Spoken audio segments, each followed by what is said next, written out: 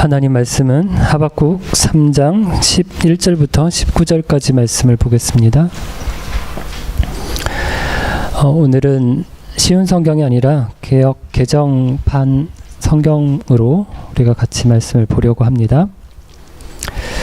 그 주보에는 다 내용이 안 들어갈 것 같아서 3절부터 15절까지는 생략했는데요. 읽을 때는 제가 다 읽어드리겠습니다. 시기 온옷에 맞춘 선지자 하박국의 기도라. 여호와여, 내가 주께 대한 소문을 듣고 놀랐나이다. 여호와여, 주는 주의 일을 이 수년 내에 부응하게 하옵소서. 이 수년 내에 나타내시옵소서. 진노 중에라도 긍휼을 잊지 마옵소서. 하나님이 대만에서부터 오시며 거룩한 자가 바란산에서부터 오시는도다. 그의 영광이 하늘을 덮었고 그의 찬송이 세계에 가득하도다. 그의 광명이 햇빛 같고 광선이 그의 손에서 나오니 그의 권능이 그 속에 감추어졌도다. 역병이 그 앞에서 행하며 불덩이가 그의 발 밑에서 나오는도다. 그가 서신즉 땅이 진동하며 그가 보신즉 여러 나라가 전율하며 영원한 산이 무너지며 무궁한 작은 산이 엎드러지나니 그의 행하심이 예로부터 그러하시도다.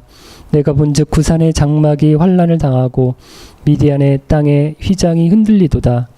여호와여, 주께서 말을 타시며 구원의 병거를 모시오니 강들을 분이 여기심이니이까? 강들을 노여워하심이니이까? 바다를 향하여 성내심이니이까? 주께서 활을 꺼내시고 화살을 바로 쏘셨나이다. 주께서 강들로 땅을 쪼개셨나이다. 산들이 주를 보고 흔들리며 창수가 넘치고 바다가 소리를 지르며 손을 높이 들었나이다. 날아가는 주의 화살의 빛과 번쩍이는 주의 창의 광채로 말미암아 해와 달이 그 처소에 멈추었나이다.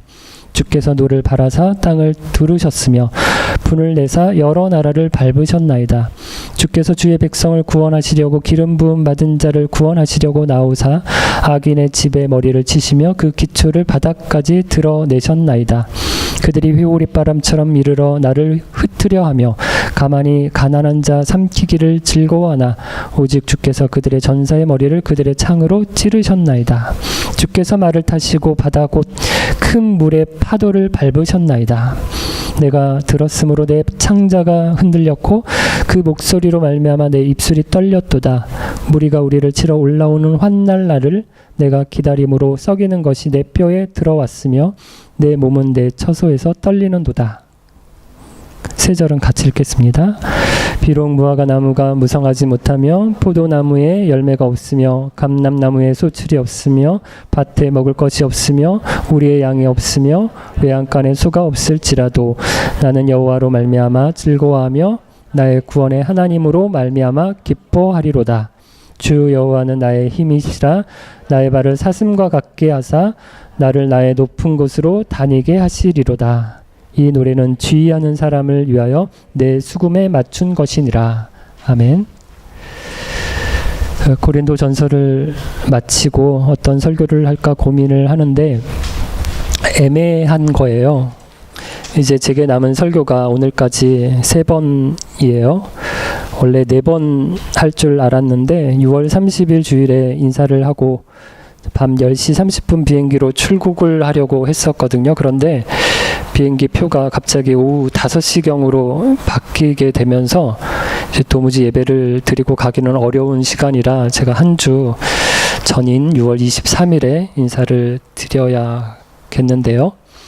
3번 남은 설교를 어디 새로운 성경을 시작하기도 그렇고 해서 제가 했던 설교 중에 다시 한번 당부를 드리고 싶은 설교를 하려고 생각을 하는데 딱 3편의 설교가 그냥 단번에 떠오르는 거예요.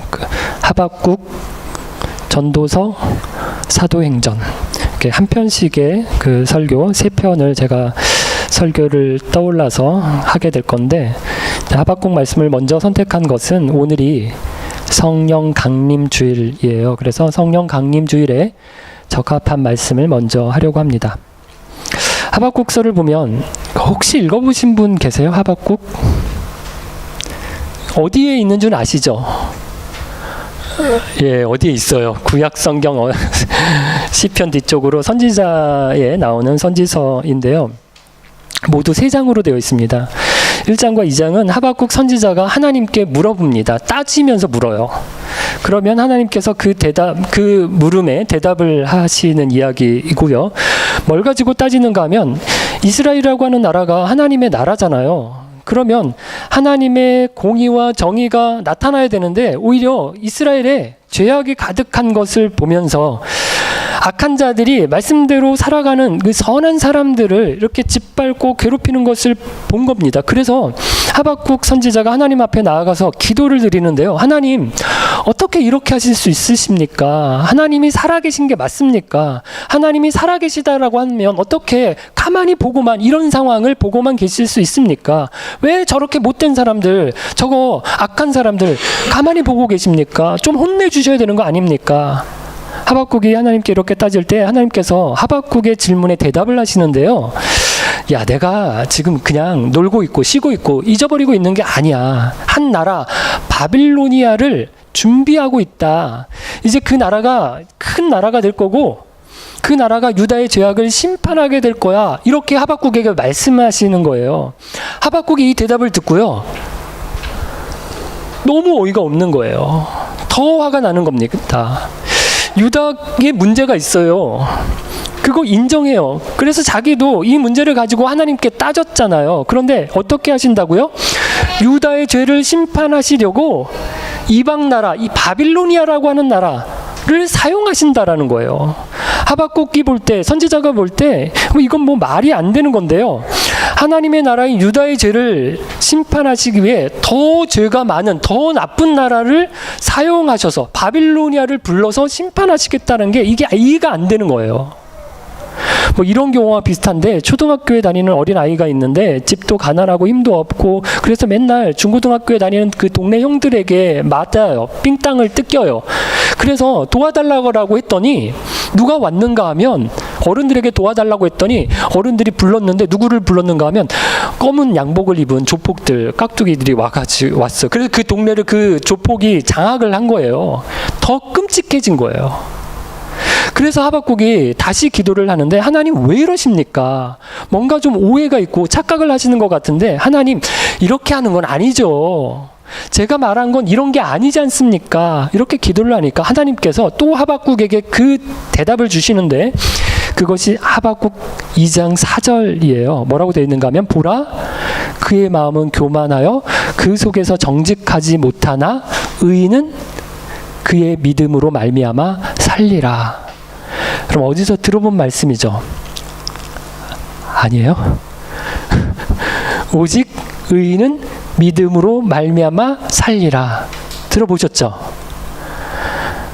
굉장히 유명한 말씀인데 종교개혁을 일으킨 마틴 루터가 이 구절을 읽고 진리를 깨우쳤어요. 종교개혁을 일으킨 모티브가 된 말씀이에요. 아무리 무서운 심판이 있어도 오직 의인은 믿음으로 말미암아 산다라고 하는 걸 들은 거예요. 바빌로니아를 통해서 하나님이 유다 나라를 심판하시지만 하나님께서는 그 가운데서도 믿음의 사람들을 살리실 거고 구원하실 거다라는 거예요. 그래서 결국엔 하나님의 살아계심을 나타내고 영광을 온 땅 가운데 드러내신다라는 겁니다. 이것을 묘사하는 것이 하박국 2장 14절인데 이 말씀도 여러분 잘 아는 말씀이에요. 제가 읽어드릴게요. 물이 바다를 덮음같이 여호와의 영광을 인정하는 것이 온 세상에 가득하리라. 여러분 찬양 아시죠? 물이 바다 덮음같이 여호와의 영광을 인정하는 것이 온 세상 가득하리라. 여기서 나온 찬양이거든요. 저는 처음 이 찬양을 들으면서 무슨 말인지 잘 이해를 못했어요. 물이 바다를 덮는다는 게 이게 뭔가? 이상하게 생각을 했는데 잘 생각해 보니까 이런 뜻이더라고요. 바다에 가면 뭐가 보여요? 물이 보이잖아요. 바다는 물이 가득해요. 그것처럼 온 세상이 무엇으로 가득하게 된다고요? 여호와의 영광으로 가득하게 된다는 거예요. 물이 바다를 다 덮은 것처럼 이 땅을 여호와의 영광으로 가득 덮게 된다라는 거예요. 이런 날이 올 거라는 얘기예요. 지금은 하나님을 떠나서 부정과 부패와 불의와 불법이 가득하고 착취와 억압과 분노가 이 땅 유다 땅 가운데 가득한데, 하나님이 바빌로니아를 들어서 심판하실 날이 되면 여호와의 영광이 이 땅에 가득하게 된 것을 보게 될 거다라는 말이에요. 야, 하나님이 어디 있냐 이러면서 교만하고 오만해서 하나님의 말씀을 내팽개치고 무시하고 세상이 마치 자기들 것인 것처럼 자기들 마음대로 살았던 사람들에게 하나님이 살아계시다라고 하는 것, 하나님이 역사하신다라고 하는 것을 깨닫게 될, 알게 될 날이 온다는 것입니다. 하박국 3장은 여기까지 하나님의 말씀을 듣고 나서, 1장 2장의 말씀을 듣고 나서 하박국 선지자가 하나님 앞에 드린 기도면서 찬양인데요. 1절에 보면 시기 온옷에 맞춘 선지자 하박국의 기도라고 되어 있어요. 기도면서 이건 찬양입니다. 그 중에서 특별히 3장 2절은 하박국 3장 전체의 요약이고요. 핵심이라고 할 수 있는데요. 세 부분으로 나누어 볼 수 있거든요. 첫 번째는 2절 앞부분인데, 여호와여 내가 주께 대한 소문을 듣고 놀랐나이다, 이렇게 고백하거든요. 하나님의 말씀을 하박국이 듣고 깨달은 거예요. 자신은 하나님이 아무 생각도 없고 그냥 가만히 계시는 것 같아서 너무너무 답답했어요. 그래서 하나님이 어떻게 이렇게 하십니까? 왜 가만히 보고만 계십니까? 이러면서 따졌는데 하나님이 대답을 하세요. 바빌로니아를 준비시키고 있다. 이제 곧 때가 되면 그 나라가 큰 나라가 될 거고 그 나라가 유다를 심판할 거다, 이 말씀을 하세요. 그런데 이 말씀을 들으니까 어때요? 더 기가 막혀요. 아니, 하나님 제정신입니까? 유다는 그래도 그나마 하나님 나라인데 이방 나라를 들어서 심판하신다는 것이 말이 되는 것입니까? 이렇게 한 번 더 따졌어요. 그랬더니 하나님 뭐라고 하셨다고요? 아무리 심판이 있지만 그 가운데서도 의인은 믿음으로 말미암아 살 거다, 이 말씀을 주셨던 거예요.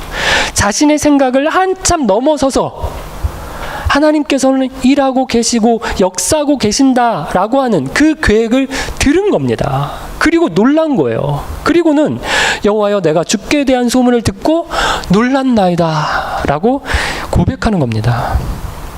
여러분, 따져서 물으세요. 하나님께 항의하세요. 아니, 하나님 어떻게 이렇게 하나님을 잘 섬기면서 정직하게 살고 바르게 살려고 하는 나는 맨날 이 모양 이 꼴인데, 저기 쟤네들 하나님 없이 사는 애들 죄란 죄는 다 짓고 컨닝에 그 편법에 부정청탁에 거짓말에 사기에 저렇게 못돼 먹은 사람들, 쟤네들은 왜 하나님 가만히 잘 먹고 잘 살게 잘 되게 그냥 두시는 것입니까? 하나님께 따지세요. 세상을 보면서도, 여러분 인터넷에서 기사를 읽고 뉴스를 들으면서도요, 하나님께 물으세요. 하나님, 저 못된 놈들 저거 왜 가만두십니까? 여러분, 이런 분노가 있어야 돼요. 방시혁인가? 분노가 있어야 됩니다.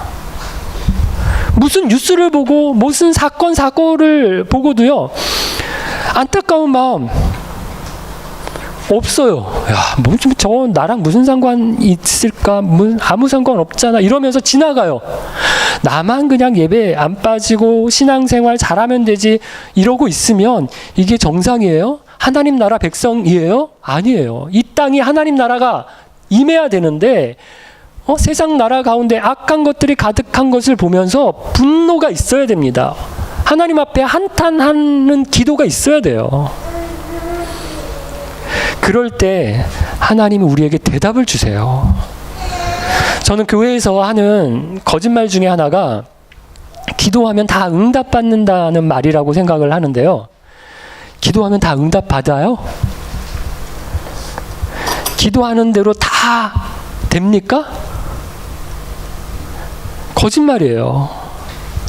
우리가 기도한 대로 다 하나님이 들어주신다, 내 기도 족족 다 하나님께서 응답하신다, 그럼 이런 뜻이라면 이 말은 거짓말이에요. 안 들어주시는 기도도 있어요. 하지만 기도하면 기도한 대로 다 들어주시지는 않아도요, 왜 안 들어주시는지 깨닫게 해주실 수 있어요. 그런 의미에서는요, 모든 기도가 다 응답받는다는 말이 맞을 수 있어요. 우리가 하나님 앞에 답답해서 묻고 안타까워서 하소연하고 억울해서 부르짖으면 하나님께서 우리에게 응답을 주세요. 기도할 때, 성경 볼 때, 설교를 들을 때, 사람들을 통해서 꼭 그때가 아니라도 좀 지난 뒤에 깨닫게 하시거든요. 아, 하나님이 이렇게 하시려고 그때 그렇게 하셨던 거구나. 하나님을 인정하게 됩니다. 그럴 때 놀라는 거예요. 아, 역시 하나님은 하나님이시구나. 하나님이 이렇게 하시려고 그때 그렇게 하셨던 거구나. 하나님을 고백하게 되고 놀라고 찬양하게 되는 겁니다. 하박국이 지금 이 고백을 한 거고요. 두 번째, 하박국 선지자가 드린 기도는 2절 중간인데, 여호와여, 주는 주의 일을 이 수년 내에 부응하게 하옵소서, 이 수년 내에 나타내시옵소서라고 기도하거든요. 하박국이 깨달았어요. 그리고 뭐 하는가 하면 그날이 빨리 왔으면 좋겠다. 이렇게 기도하는 겁니다. 이 수년 내에 부응케 하옵소서, 이 수년 내에 나타내시옵소서라고 기도합니다. 그런데 여러분, 이 날이 무슨 날이에요? 부응의 날이, 하박국이 빨리 왔으면 좋겠습니다라고 얘기하는 이 부응의 날이 무슨 날이에요? 어떤 일이 일어납니까? 전쟁의 날이에요. 바빌로니아가 쳐들어와서 유다를 심판하는 날이에요. 여러분, 오해하지 않아야 하는데요. 하박국이 기도했던 부흥은 오늘날 많은 사람들이 생각하는 그런 부흥과는 관계가 없어요. 하박국은 교회의 수적인 성장이나 웅장한 교회당 그의 건축이나 뭐 방언이나 신유의 기적이나 이런 것들이 일어날 것을 그렇게 소망하면서 기도하는 게 아니에요.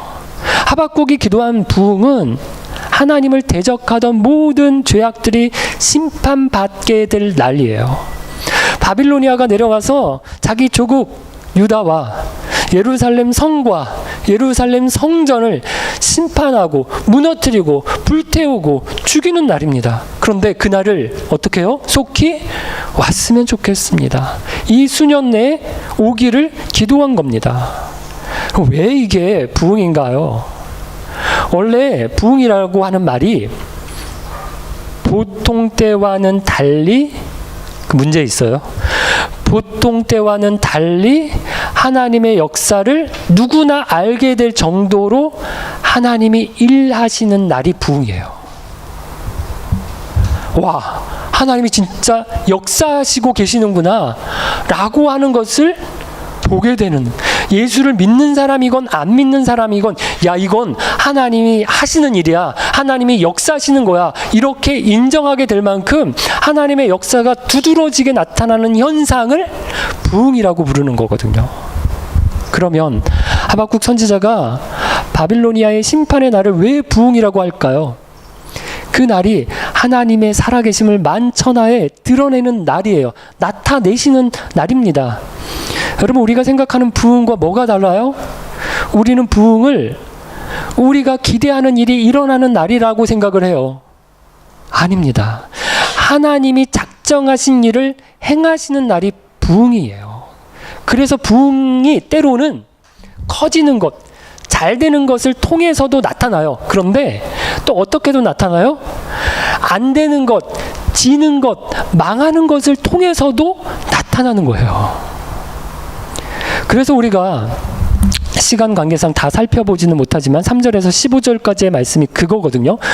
망하는 것을 통해서, 심판을 통해서 하나님의 부흥을 나타내신 날이 이미 그 전에도, 하박국 선지자 이전에도 있었어요. 언젠가 하면 출애굽 때인데요.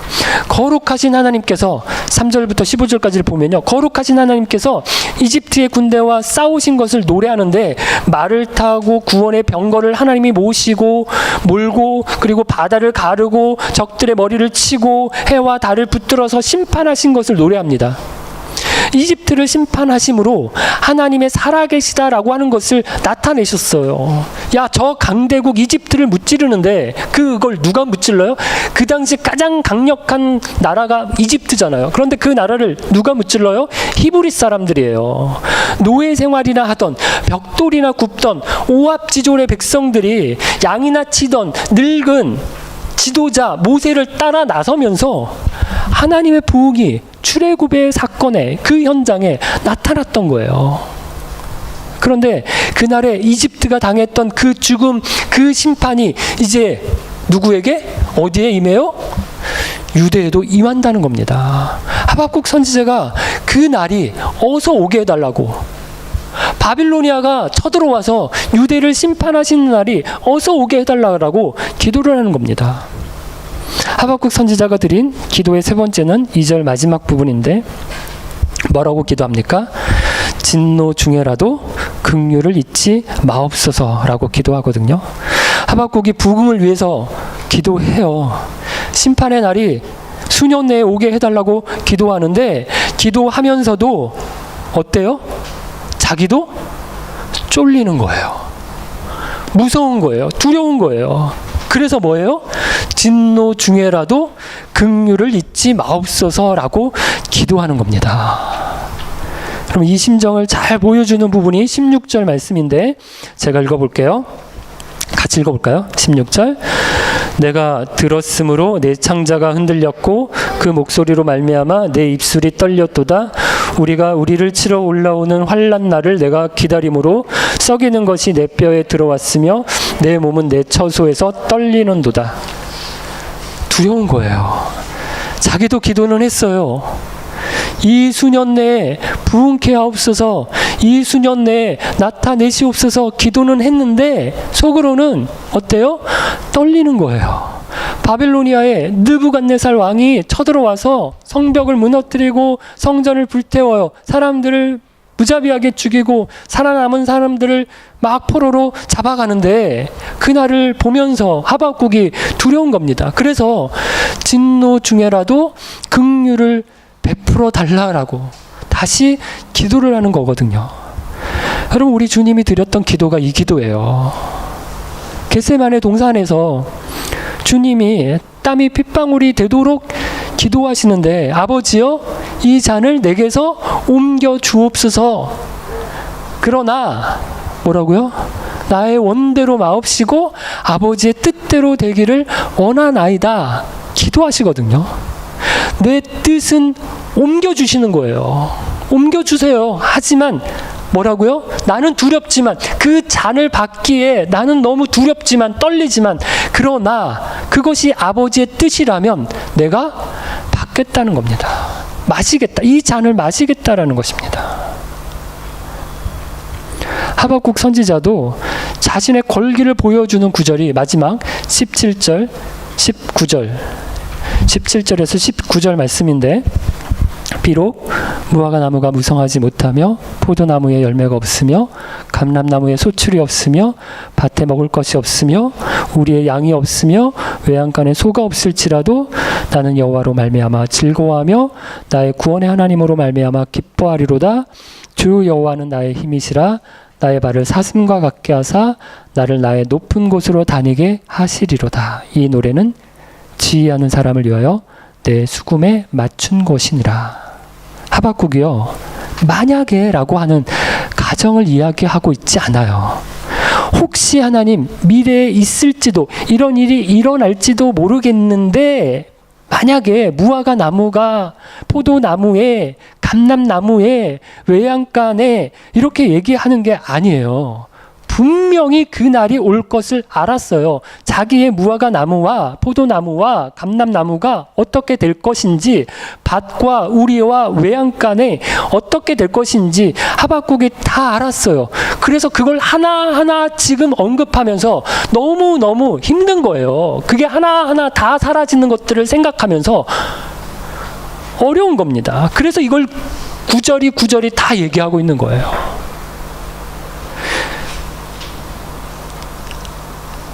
없어졌어요. 하지만 하박국 선지자는 오직 이 한 가지만으로 만족할 수 있다라고 하는데 뭡니까? 심판 날에 임할 하나님의 긍휼. 오직 의인은 믿음으로 말미암아 살리라라는 주님의 이 약속.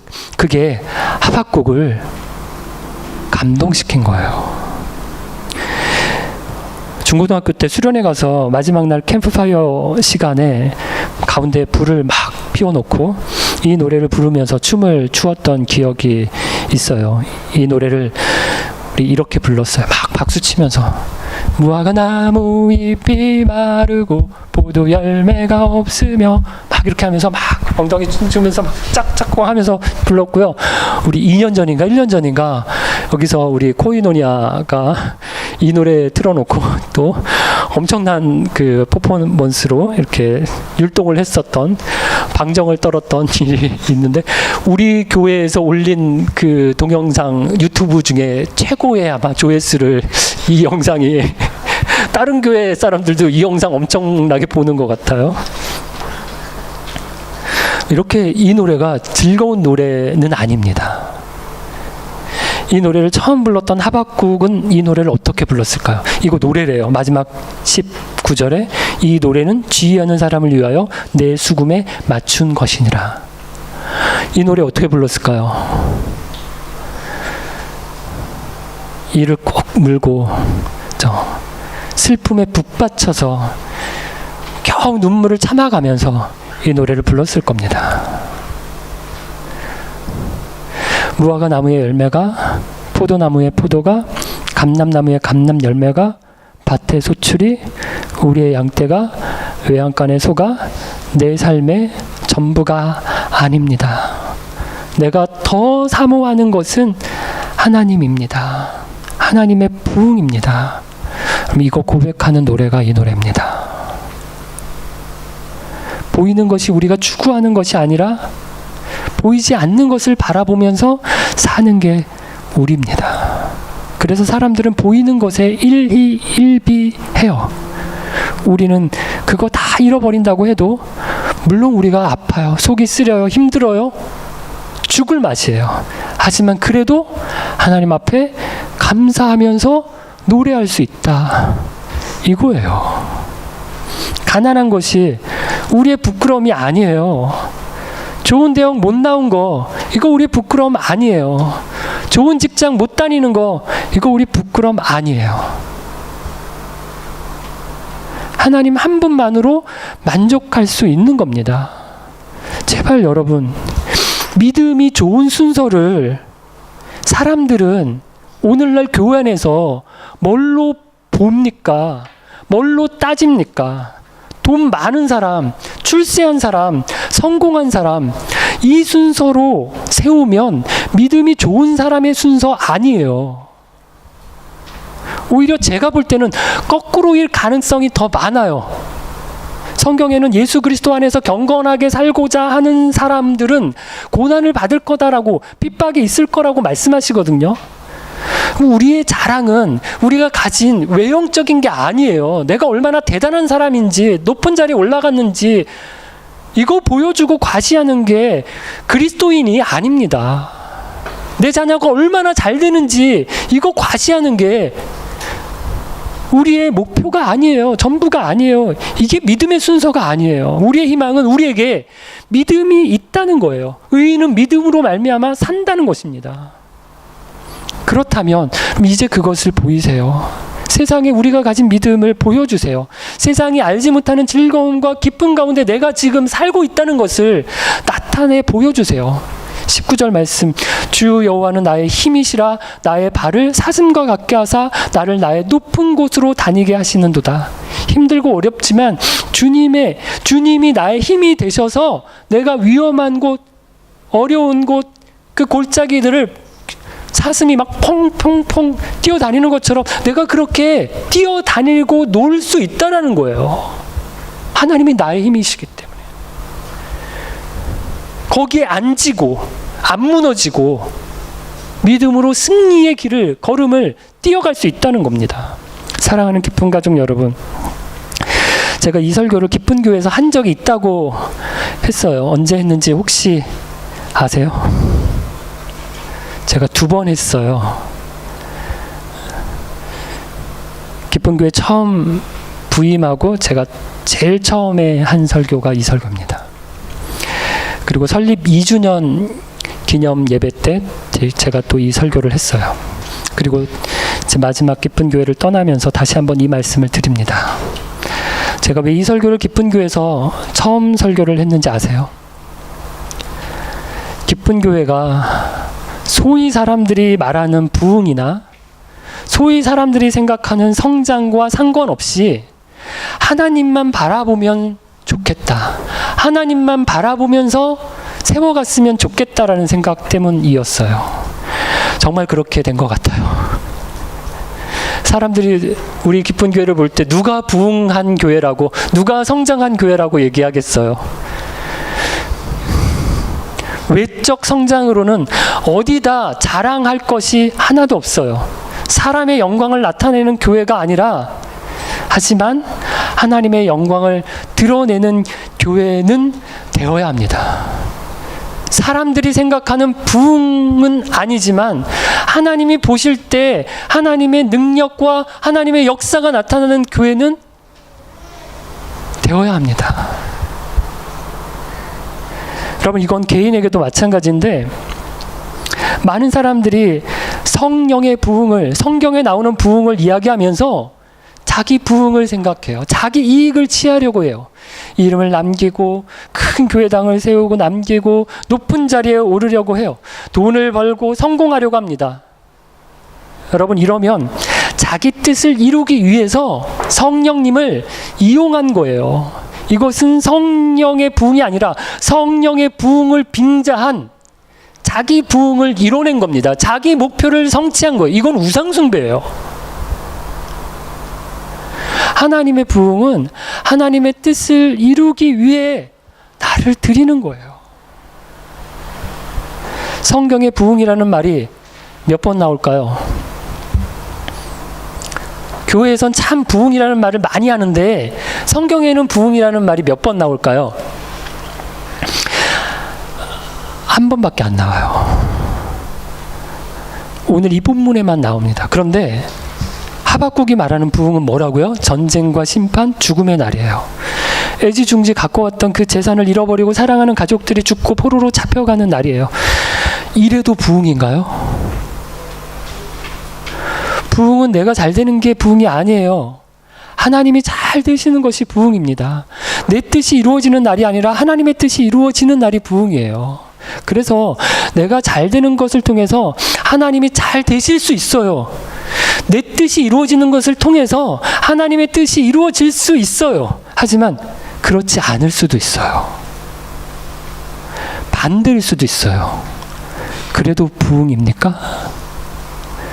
예수님은 십자가에서 부흥을 이루셨는데, 십자가에서 하나님의 역사하심이, 하나님의 능력이 현격하게 현저하게 나타났는데 누구도 십자가를 부흥이라고 생각하지 않았어요. 십자가는 저주고 재앙이라고 생각했거든요. 하지만 십자가를 통해서 하나님이 사람들이 전혀 생각하지 못했던 부흥을, 놀라운 부흥을, 가장 인류 역사의 위대한 부흥을 그 십자가에서 이뤄내셨습니다.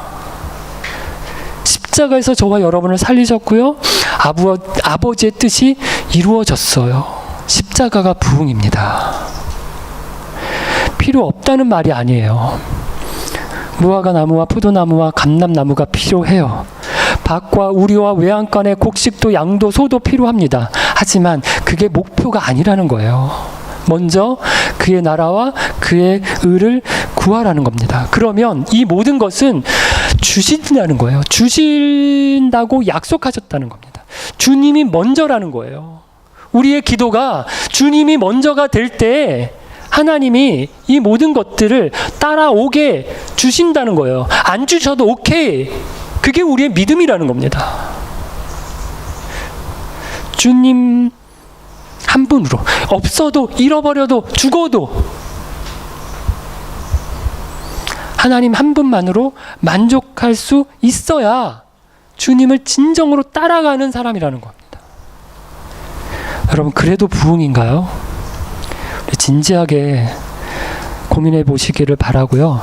믿음의 우선순위를 정말 바로 정해서 내 영광 아니라 주님의 영광만 나타내는, 주님만 따라 사시는 저와 여러분 되시기를 바랍니다.